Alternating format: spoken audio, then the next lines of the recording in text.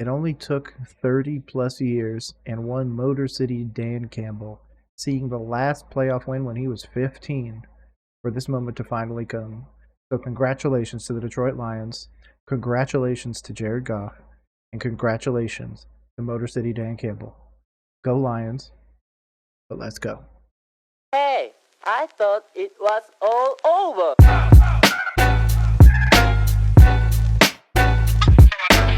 Yep, this is Dan Campbell in that post-game press conference getting his moment to tell everybody how they came to a win. So without further ado, Mr. Dan Campbell, you have the floor. Guys hung in there. We won as a team, did what we needed to do, took all three phases, got our special teams involved in the second half. I thought Jack Fox was unbelievable. Defensively, we kept them out of the red zone, which was huge. It's an explosive offense. We knew Stafford was going to be hard to contain. Thought Puka, he's a heck of a receiver. And that defense, man, they were flying around. Aaron Donald, he's an issue no matter how many resources that you try to put his way. So, but ultimately, man, we did what we had to do to win that game and played it the right way. And in the critical moment, seal the game. We put it in Goff's hands. He gets it to Saint, and we're able to kneel on it. So it's an outstanding job. Yep, just in case you guys don't follow me, make sure to follow us at the socials. But man, I already did a breakdown of this Lions-Rams game. What a game. I watched it live with my wife. It was electric. Jared Goff finally got the retribution he needed after the post-Stafford trade. Of course, people are going to say Stafford has the ring, so he really won. But if the Lions end up marching on and, really doing something this playoffs or winning a ring in the next few years with Jared Goff, it will be justified. He played his ass off, showed the doubters wrong, showed Sean McVay that he could have won with Goff, but I guess he just needed Matt Stafford. So, congratulations to them. Congratulations to Aiden Hutchinson. Congratulations to Gibbs and Montgomery and St. Brown and Laporta and everybody that showed up in that game. Even on the Rams side, they had a lot of guys, Puka and Cooper Kupp, Kyren Williams, of course. But once you started seeing those cluster injuries, Kyren Williams, Puka, and Stafford were off the field all at one time. So once you saw that, you saw that the Lions were 100% within striking distance, and I'm so glad that they made it happen. Yeah, just thought he played top-notch football. He probably had 2 errors, and everything else was. I thought he was on point. He looked loose. He looked relaxed. I thought he threw the ball with conviction.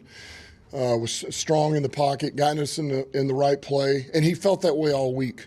He just was locked in all week, and he's really been that way for 6 weeks now, like where you really felt like, whew, he's really honed in here. So just really proud of him, and what he means to us and his play today. And I bring it back again. He's one of the reasons that we won this division, and he's another reason why we just won our first playoff game here in 30 years. So, what a stud. You downplayed all week the emotional toll this match. I do apologize for the low orders. The Lions have had some issues in previous press conferences where it's really hard to hear what the questions actually are. Hopefully the caption is picking them up, and I'm going to try and adjust the volume, but you might see it change a little bit, and if so, I apologize. He downplayed it as well, but the crowd was chanting his name from the start. We haven't heard that. Do you think he liked that? I'm sure he did. Did you like that? I'm just going to leave it the way it is, man. Hopefully the captions are picking it up, but yeah, it's really, really, really low, and that's the fault of the Detroit Lions team not picking up that audio properly, unfortunately. Nice gesture. Just to play with, the level-headedness that he normally does in an emotionally charged environment. How impressive is that?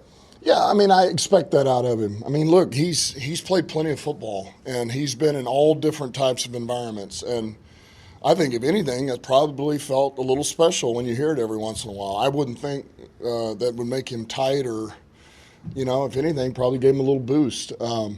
But he just, listen, man, he's steady, he's reliable, he makes plays when you need him, and the guys love him. They respect him, and he's a leader. Hold on. Go ahead, Wojo. He had started. Sorry, Dave. I know I'm looking at you, and then I look back. I know it just happened that way at the end, but did you want, obviously, at some point to have the ball in his hand at the end? You were going to. Does Dan Campbell look like he's about to have a heart attack? Because that's kind of what it looks like in this moment. I know I paused it in a funny place, but I can only imagine the emotions going through this man's body. You know, how hard his blood is flowing and how he's feeling like all the work paid off. One of the breakdowns I'm actually not going to do is the post-game little thing that he did in the locker room with the guys. It's only about a minute or two long, so go check that out on their YouTube channel. Again, this video also comes courtesy of them. Yeah, this is the coach you really want to believe in, a coach you really want to continue to push for. But I'm super happy for him. I believed in Motor City Dan Campbell since he got there. The biting off the knees, the grit, and everything like that. That's what I love about football. So for that, I'll always be in his corner. Well, no, that wasn't like I didn't go in saying, all right, at the very end of this game, even if we should run it, we're going to just put it in his hand. But it was there. That was the moment where we need to seal this game. And we felt like the right thing to do was put it in his hands and get it to our best player. And we did that, man. Those guys executed, and he just ran in my office, man. We were hugging and laughing and enjoying it, and talked about that last play. And I said, how many times have we done that over a 2-year period here? And a ton. And he's made the same play, and he did it again. And so a lot of trust in him, a lot of trust in that O-line, the backs, and certainly those receivers, St. Brown in that case, to make the play. And you've been a part of a lot of playoff games. What about this environment? And Man. The Rams had to burn 2 timeouts. He's saying something about the environment with the Rams and everything, so I'm assuming what this next part is going to be about. Sorry again if the captions are not being picked up properly, but yeah, they're very low, so I do apologize for that point. I guess. That is arguably the best environment I've ever been in. That was absolutely electric. And I think what's crazy is I was coming down for pregame warm-up, and you could just feel it. It was humming. The building was humming. And I swear you could feel the electricity down the tunnel from where I was coming down. And it only just grew from there. So, man, our fans showed up in a big way. That was clearly, and I thought, man, for 2 years now, that building's been rocking. It was different today. That was a whole nother level, which is what the playoffs are all about. So our fans showed up in a big way. They helped us win this game. They really did, man. Lions, you guys came in there, really got it going. Rams started to creep back. So I was one of those people, man. Halftime, I was not excited to be rooting for the Lions in this game. I was like, man, did I pick the wrong bet? Now we're about to see Stafford and Puka come out, and drop, another 3 touchdowns in the second half, and they're going to win this by, 20 points. That wasn't the case. They were able to hold them off. That defense showed the hell up. That grit that he keeps talking about really showed up in this game. That's what won them. It's the trenches and everything else. That is what won. Nothing else. Obviously, next game up, you're not going to take too long to basket the glory. But you don't know that. As you do, actually, how long will you take? I mean, just they talked to you a little bit about the emotional side of it a little bit, but man, the first time in 30+ years, you understand, you're part of the 0-16 team. We talked to you about it before. To actually do it and accomplish it, what was those feelings and emotions like? You know what? He's commented on the legacy, the 30+ year drought that was ended thanks to this man, this team, and Jared Goff. Super happy for them. I'm going to give him his moment. I don't deserve to interrupt any of this. The final seconds.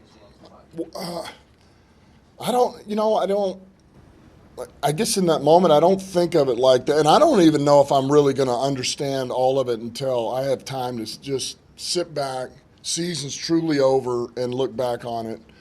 Because I guess I'm just kind of, man, believe me, I'm so thrilled. I'm excited. We got our first playoff win. And I'm happy for those coaches and those players we're all a part of it. To be able to do something that's greater than yourself, it takes everybody around you doing their job, doing it on a high level, and you got to be able to trust them. It's special. It's different than anything, man. And it's why you do what we do. It's not the money. It's about the competition. It's about the camaraderie and to be the best of the best collectively. So I know this. We were fighting for the 2 seed and to get another home game, and we got another home game. So it's awesome, and we had to earn that, and we earned that with a win today. Yes, you did. Good freaking job on you, Motor City Dan Campbell. Again, just what a performance. The whole previous issue with a non declare according to the refs and all that jazz. So for that to happen is just a little bit of a win for the Lions. I'm super over the moon for y'all. I'm a Panthers fan, so I'd like to see somebody that deserves to come out of the muck to really do that, and that is finally the Lions. They are hopefully on a trajectory where they're going to be a good team for a very long time. If the Bears end up with Caleb Williams, Minnesota ends up keeping Kirk, I mean, that's going to be a great division up there. And now with Jordan Love and what he did to the Cowboys, oh my God, that'll be in a whole separate video. So make sure to subscribe on socials to find that. But this is about the Lions, not about anybody else. Defense do 3 stops in the red zone. They Yeah. a 9 and 6 yard line in a 1-point game. You guys refused to do the red zone. They were over 3. That was the difference. That was the difference. And we wanted to be disruptive today. We were going to be aggressive. It wasn't perfect, but at the end of the day, we knew we had to limit points, keep them out of the end zone. We did that. We talked about it at halftime. We needed to stop. We needed to get our special teams involved. I mean, we really weren't even involved. They hadn't punted yet. And sure enough, our defense comes out. We get the stop, first possession out of halftime, and now our special teams helps us out. There again, Jack Fox was big on the offensive side when we had to punt, but and then those guys kept them out. They kept them out, and limited them to 3 points. And there again, it wasn't perfect, but we did what we had to do against that opponent, and it was another example of, man, we came out hot on offense, and then second half we were kind of back and forth with the defense. Man, they pulled their weight, and so we played complementary football. We needed all 3 phases to win this game, and that's what the playoffs are about. You do whatever you have to do to beat the opponent that you're up against. Certainly got a lot of respect for Coach McVay and what they've done over there. It's a heck of a season they've had, and that's a tough team, man. We knew it was going to come down to the wire, but we did enough to win that game.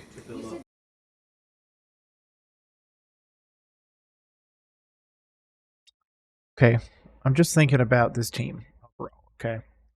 If you would have told me before the season that the Lions would break their 30-plus year playoff drought, they would be a 12-plus win team. They would almost be a 13-win team, barring that ref debacle with the declaration. But most of the people would have said that you're crazy. I'm not going to lie. I expected 10, 11 wins. If they pushed 12, I would have been super excited, and they did. So that's why I'm in their corner. Moving forwards, they're going to be playing whoever's the winner of the Eagles and Bucks game. That game is actually tonight, so you will actually get this video before then. But I am actually pulling for the Bucks in that game. Bucks-Lions would be a great, great, great game. So Tim's question, just a little bit there, specifically the defense, the breakups or the tight coverage of CJ in the end zone, followed by Cam on that third down. Yeah, those are big. I mean, the secondary was struggling much today to come up with those big one-on-one plays. How big was that for you? It was huge, and it goes back to, as long as we're back there fighting and scratching and clawing and competing, that's all that matters. That really is. And yeah, we got hit on a couple of things, but I think that's what you get encouraged with. That, man, they don't go in the tank, they don't crawl in a shell. They go back and just keep fighting. And Cam came up with a big play for us. That was huge. Got him back out of field goal range, forced the punt. And Ducey, you don't have to worry about his confidence. He's always going to come back and fight. So there again, ultimately, we did what we needed to do. And I was proud of AG for not. We made a couple of adjustments that I thought were crucial. We ran a little more match coverage, but we kept dialing up pressure too. And we're not going to be something that we're not. We're going to do what we feel like's best to let our guys cut it loose and go make plays. 2 more questions. shout out to Dan Campbell for that, letting the players be players, letting them, feel emotion, letting himself feel emotion in the moment. And, so you see him on the sidelines, animated it sometimes, and I love it. I love it in small doses, of course. I don't want him to be a crazy person. But he has that balance. He has that man, I'm going to motivate these guys to run through a brick wall, and then afterwards we can sit down and have a conversation about it. Like, he's not one of those who's just going to continue to be off the handle and everything like that. Again, go watch that Sounds after the game where he talks in the in the locker room, not in the press conference, where he gives out those 2 game balls, and you can just tell that these players, this staff, this organization as a whole believes in Dan Campbell, and because of that, they're going to continue to grind. They're going to continue to, drudge through the mud, whatever analogy you want to use. They're going to continue to do it because that's what Detroit is. That's what Motor City Dan Campbell is. That is what this team is. Gritty, period. You said Goff has really been locked in, like, within the last 6 weeks. Look, he's been locked in all year. The only reason I bring that up is just, I just feel like it's been at another level over the last probably 6 weeks. And believe me, we won a lot of games before that 6 weeks. I mean, it was why we're where we're at. We banked a lot of wins. But anyway, keep going. Just what did you see in him to notice that he took that to another level? No, I think it's just the way he goes about his business, and you feel like when you see him in walkthroughs and he's in the huddle and his command of the plays that we're getting ready to run and his detail to what he wants the receivers, the O-line, or where the protection's going or what he's going to do with it, interaction with Ben Johnson. It's just in case you guys aren't aware, again, diehard Panthers fan here, he has been the betting favorite for us to go get for our head coaching, our offensive coordinator, the whole 9, Ben Johnson. I personally do not believe we're going to be able to make that deal happen. If we do, that's great, but of course it hurts the Lions long term. Ben, if you really want to continue to win at a high level, I would recommend staying with the Detroit Lions or going to a much better run organization rather than coming to my Carolina Panthers. I, of course, know that my Panthers fans and faithful are going to be upset at me for saying that, but, man, I want you to win for a long time, and unless you think you can literally turn around Carolina in a year, it is not going to be anywhere close to what you have right now in the Detroit Lions roster and personnel and everybody. So these little things that I feel like are big, and it's kind of an indicator of where he's at. And I really feel like he's just getting better and better and better, honestly. I mean, I think he's playing his best football at the right time this year. And he's taken great care of it. I thought he played fast and efficient today, got rid of it early with critical throws down the field or back to the backs in a check down or, check down out into the flat and let those guys make plays. And, man, that's, you do that, you're seeing the field and you're seeing it fast. He's really been that way for a while now. Yeah, last one, Dave, what did Sam go through to get on the field this week? The first play behind him, he was one of the blockers out there. So just his effort and whatever he had to battle through. He did a ton. And it's a credit to Fish and those guys, Sundin, or trainers and all those guys in the to get him back. And it was honestly, it was kind of 24-hour care there. And I don't know all the voodoo magic they did to him. I can't explain all of it, but it was critical in just getting the swelling out and getting it to where it felt better and to where he trusted it, and really I felt like Wednesday, you just want to make sure that he feels comfortable. And you could tell by Wednesday he was, all right, I can do this. And it just got better and better every day. So credit to all those guys, and certainly Sam. I mean, he's tough. He's tough, and he wasn't going to let it hold him down. And, we put in some things to really spread the ball around, to our other guys because we didn't know if we would have him entirely. But we knew we needed him in the run game, and he showed up and helped us today. Yes, he did. Sam Laporta was absolutely a part of the game plan. And again, whatever voodoo magic they did, they got him out there for the win. So shout out to them. Shout out to Dan Campbell. Shout out to everybody over at the Detroit Lions team for putting us or bringing us this video. I apologize. But in case you ever want to check out more, I do breakdowns, reactions, and more on the regular right here on Roll Coverage. My name is Nick. Make sure to follow us at the socials below. Otherwise, have a great day. Peace.